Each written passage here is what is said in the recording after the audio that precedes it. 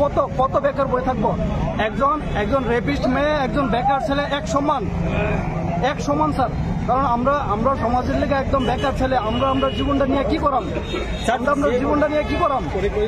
আমরা না কাজে যাইতে পারি, না ফিজিক্যাল নষ্ট হয়ে যাবো, আমরা বাইরে যাইতে পারি না, বিদেশে যাইতে পারি না, কোনখানে যাইতে পারি না। এই চাকরির লেগে যদি এইভাবেই যদি আমরা হতাশ করে, তাহলে বিগত ভবিষ্যৎ কি হবে? আর আমরা যে এজ লিমিটেড চলে যাচ্ছে, সেটার ব্যাপারে কি হবে আমাদের ভবিষ্যৎ? এক্সাম কবে হয়েছিল?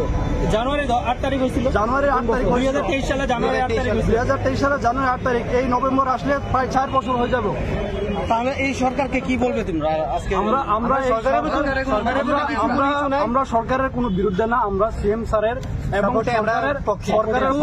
আমরা চাই যে আমাদের খুব তাড়াতাড়ি হয়ে যাবে। আমরা এই আমরা দেখেন ফিজিক্যাল কোয়ালিফাই করছে, তার অনেক কোয়ালিটি ক্যান্ডিডেট। সিএম স্যার জানুক আর আমরা প্রসেসটা কমপ্লিট হয়ে যাবে। সিএম স্যার আমরা একটা আশ্বাস দেই,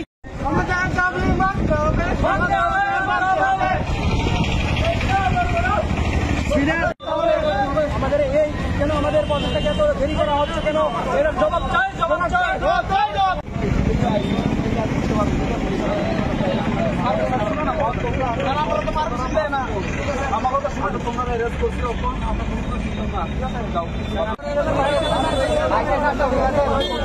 আমাদের এক্সামটাও বাদ করে দিয়েছে। এক্সাম ক্যান্সেল, যুবকরা কিনা হতো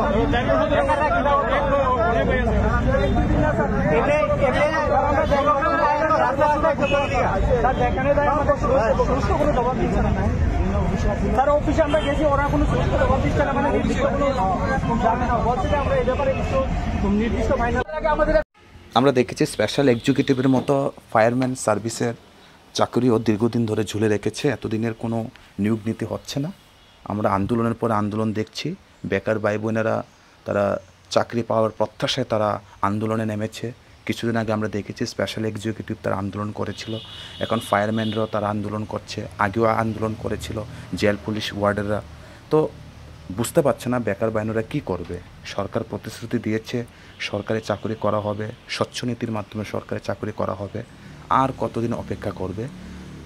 গত 3-4 বছর হয়ে গেছে এই সমস্ত চাকরির নিয়োগ নীতি হচ্ছে না। বেকাররা এই চাকরি পাওয়ার প্রত্যাশা তারা মাঠে নামছে, তারা এই চাকরি ছেড়ে অন্য চাকরিতে যেতে পারছে না। ঘরে অনেক বৃদ্ধ মা বাবা রয়েছে, তারা খুব আশা নেয় সরকারি চাকরি করবে বলে তারা ইন্টারভিউ দিয়েছে, ইন্টারভিউ সম্পূর্ণ হচ্ছে না। আর যেগুলো ইন্টারভিউ সম্পূর্ণ হয়েছে এটি নিয়োগ নীতি হচ্ছে না। জানি না যে আমাদের মাননীয় মুখ্যমন্ত্রী উনি কী আশা নিয়ে বসে আছেন, কখন তাদের চাকরিগুলো ছাড়বেন এবং তাদের কপালে জুটবে। আমি শুধু এটুকুই করব, যাতে মাননীয় মুখ্যমন্ত্রীকে আমি অশেষভাবে আমি জানাবো যাতে চাকরিগুলোকে অতি শীঘ্রই যাতে ছাড়া হয় এবং আমার ত্রিপুরা রাজ্যের যারা যুবক ভাই বোনেরা রয়েছে তাদের মুখে যাতে হাসিটুকু ফুটে।